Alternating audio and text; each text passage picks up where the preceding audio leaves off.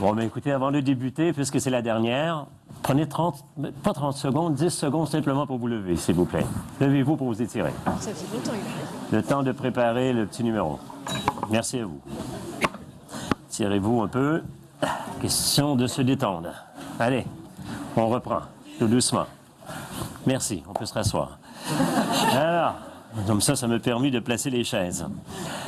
Merci d'être là pour cette dernière représentation. Ce matin, j'ai présenté le choc des générations, également cet après-midi, avec des chaises. Alors, je voulais les ramener, même s'il n'y en aura que 3 ce coup-ci, pour faire un petit clin d'œil entre les Y, la génération X et les baby-boomers, parce que bien vivre au travail, il faut tenir compte aussi de cette réalité.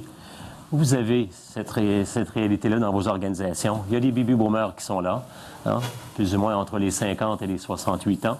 On retrouve aussi cette génération X qui se questionne beaucoup sur le bien-vivre au travail, entre les 33, 48, 50 ans. Et la fameuse génération Y, on leur donne un petit tabouret un peu plus haut, qu'ils ont plus ou moins entre 18 et 33 ans. Alors évidemment, la question se pose, tout comme vous avez entendu tantôt sur la motivation, le leadership. Être un leader avec les Y, en partie, est bien différent que de l'être avec les baby-boomers ainsi que la génération X. C'est complexe. Hein, c'est ma 26e année en conférence. Ça a débuté pour moi au milieu des années 80. Puis quand je me questionnais dans le travail, lorsqu'on m'invitait au début, on questionnait l'ergonomie du travail. Et c'était la tendance à l'époque. On questionnait le confort.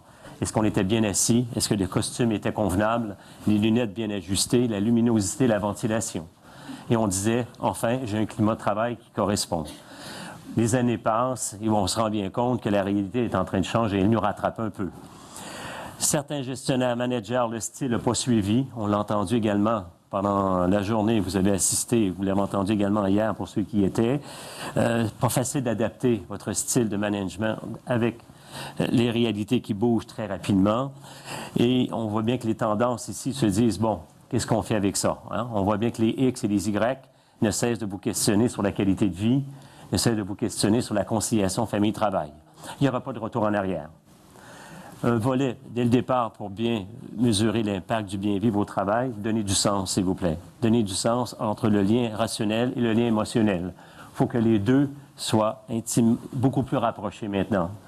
Aussi fort que le baby-boomer était à l'aise à dire « Tiens, j'ai le lien rationnel qui me convient dans le travail, c'est ça mon sens pour moi. Les objectifs, qu'est-ce qu'on fait?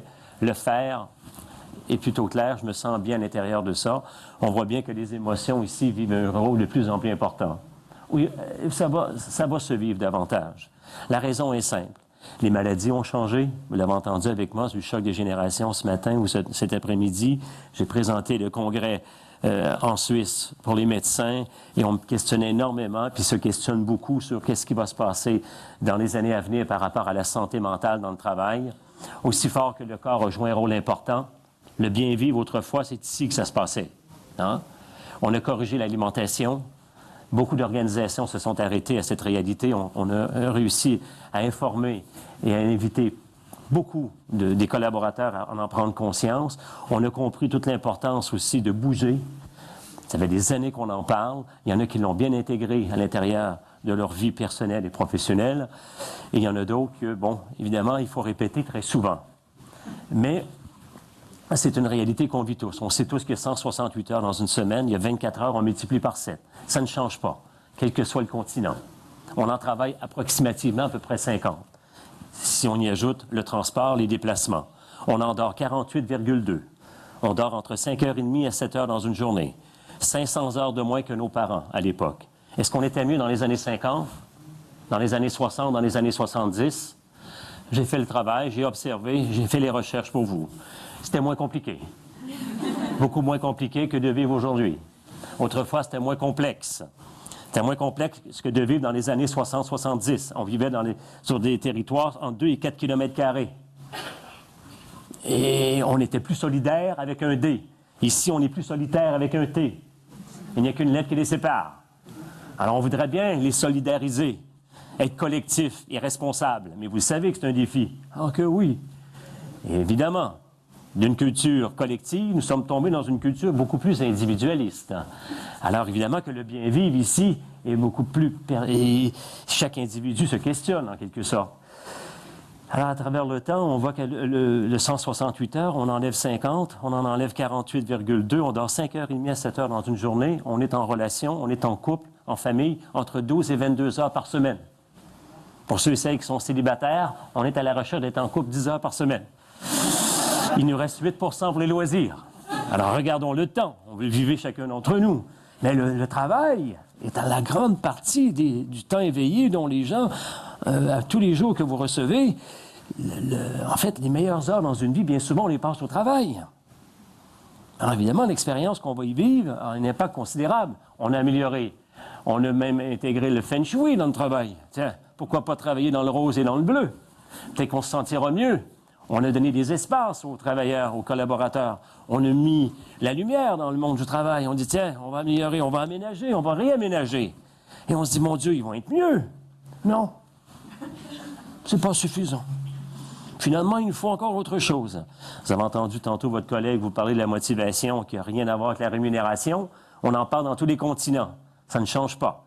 La rémunération n'est pas un facteur de motivation, quelle que soit la génération.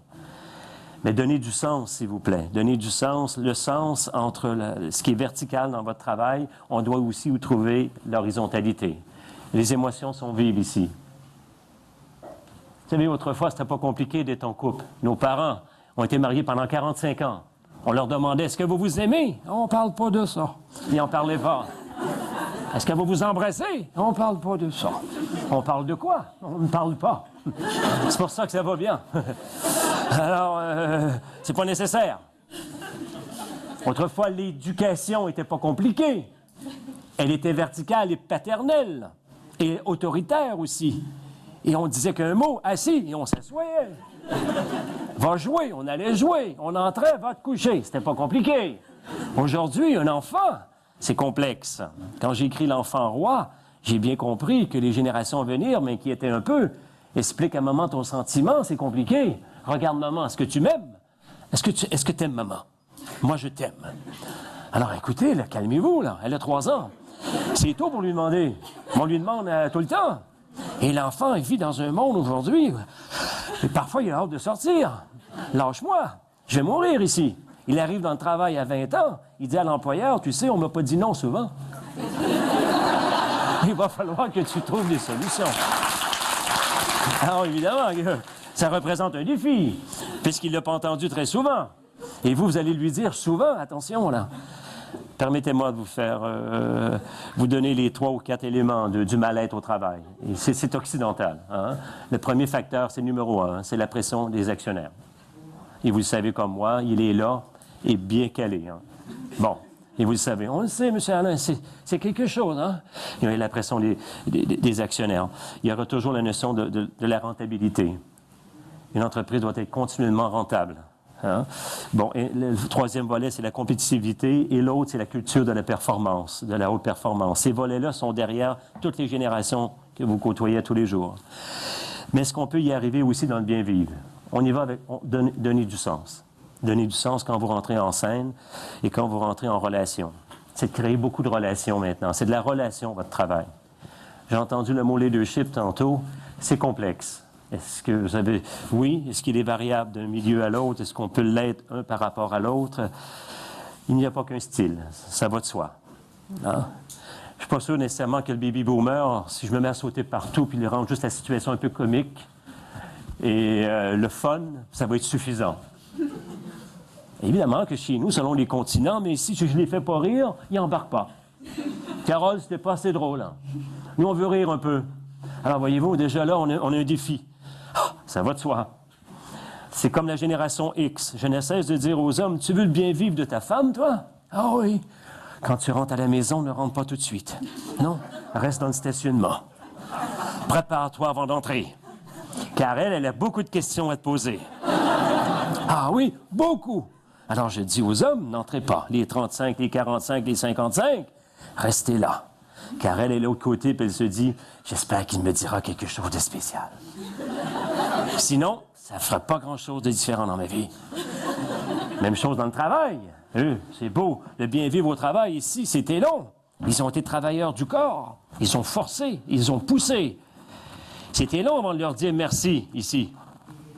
Et on les voyait parfois qu'une fois par année. Terminé. Il n'y a pas une génération maintenant, des Y qui vont vous dire « Vous ne nous rassemblez pas très souvent. On aimerait vous entendre. N'oubliez pas, on est important. » Ils vous font des rappels. Alors, donner du sens. Développer les collaborateurs aussi. Un deuxième levier dans le bien-vivre, développer les collaborateurs avec les formes que ça peut prendre.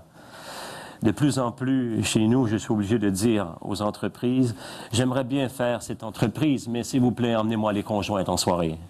Hein? Oui. Car la conciliation famille-travail est un incontournable. Il faut de plus en plus trouver des solutions à cette réalité. Il était longtemps qu'il fallait corriger le travail pour amener le bien-vivre. Mais on se rend compte de plus en plus que la vie des gens est beaucoup plus complexe. Notre vie personnelle a beaucoup changé. Et nos attentes aussi ont changé également. Alors, développer les collaborateurs, est-ce qu'il s'agit de trouver, que ce soit des thématiques qui portent sur la conciliation famille-travail, que ce soit celui qui vous arrive, qui a du talent. Mais du talent, est-ce qu'il faut attendre 10 ans pour savoir s'il y en a? Il y a beaucoup des Y qui vont entrer chez vous demain et qui vont vous dire « Est-ce que je peux remplacer le président, moi? » Pourquoi? Je pourrais peut-être faire ce congrès, moi, au Maroc. Je crois avoir le talent. Mais le baby boomer qui lui répond « Mais calme-toi, ça m'a pris 10 ans, moi, avant d'avoir cette chance. » Pour le baby boomer, peut-être, ça te prenait 15 ans avant d'avoir cette chance. Mais l'Y n'attendra pas 15 ans. Oui? Est-ce qu'on peut ajuster ça plus tôt, plus rapidement? Oui? Les équipes, le troisième levier aussi dans le bien-vivre au travail. Est-ce qu'il y a un projet collectif? Y a-t-il quelque chose de collectif dans votre unité, quelle que soit la forme? Il faut absolument que ces générations-là soient beaucoup plus connectées. Il faut bien comprendre que le baby boomer de 55 ans chez vous, ou de 52 ans, ou de 58 ans, a une force. Est-ce qu'il jouera un rôle tantôt de mentorat d'un côté? Est-ce qu'il peut accueillir davantage les nouveaux jeunes qui nous arrivent pour leur donner un peu plus de confiance?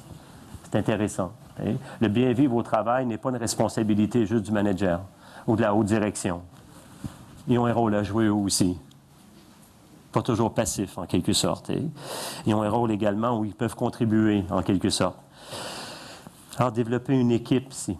Il y a beaucoup de groupes et d'organisations de travail en ce moment, ce sont plutôt un groupe d'individus. On n'a pas une équipe. Et ça risque d'être un peu plus complexe. Hein? Donc, il faut trouver une façon. Voilà la façon qu'aiment s'asseoir les générations. Beaucoup plus près. Ils doivent se regarder. Un Y, pour bien vivre au travail, il va être convaincu, j'ai 24 ans, mais j'ai une idée, puis je peux apporter quelque chose à ces gens-là. Non? Alors, ça risque d'être très compliqué. Alors, il se retire tout doucement. J'ai fait mention ce matin, cet après-midi, des maladies.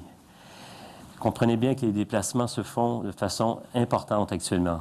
Aussi fort, on était malade d'ici autrefois. À tel point que beaucoup de sociétés que je rencontre, je me rappelle encore au début de ma carrière, on me disait « Monsieur Alain, quand on vous regarde, vous n'êtes pas gros, hein? Mangez-vous! » Il est important d'être gros une époque. Aujourd'hui, on juge beaucoup du corps que nous avons. Ça a beaucoup changé. Les maladies des générations ici seront ici en montant.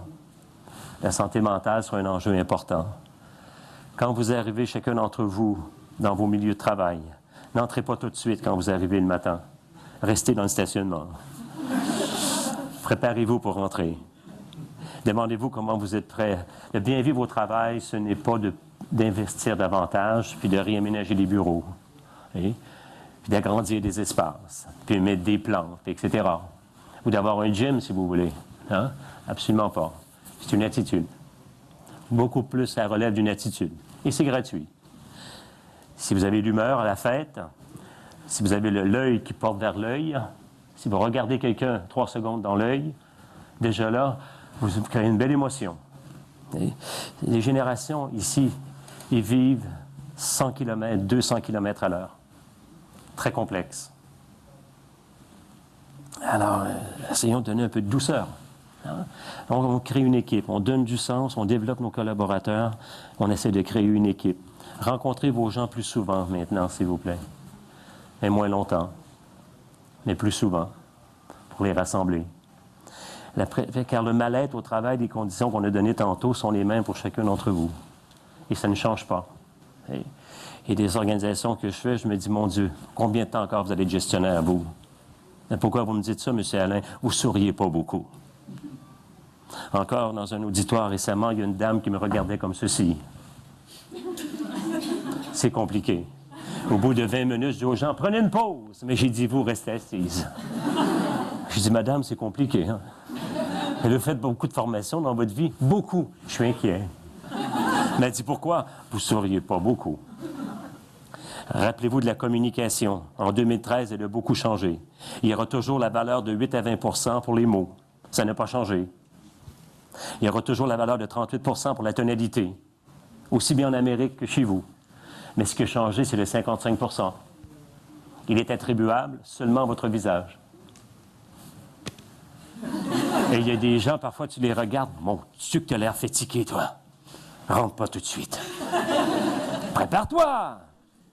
Alors, soyez généreux à ce niveau-là. Serrez des mains plus comme vous n'en avez jamais fait. Car cette fragilité-là s'est installée maintenant. Ça bouge tellement vite dans les entreprises. On fusionne et on crée des acquisitions. Ça bouge vite. Et l'employé se dit, je suis essoufflé. Et un autre élément, vous devez vous rappeler, c'est que maintenant, les générations ne savent plus trop à quoi ça sert le travail. Et ça a beaucoup changé. On ne sait pas trop à quoi ça sert, car on est derrière un appareil. On y va, là. Mais ça va où, tout ça? C'est rien. Ici, à une époque, les baby-boomers et la première génération, ils savaient à quoi ça servait. On voyait le début, on voyait la fin. On ne voit pas trop à quoi ça sert. Alors, il faut les réconforter un peu plus davantage. S'il vous plaît, les questions. Merci beaucoup.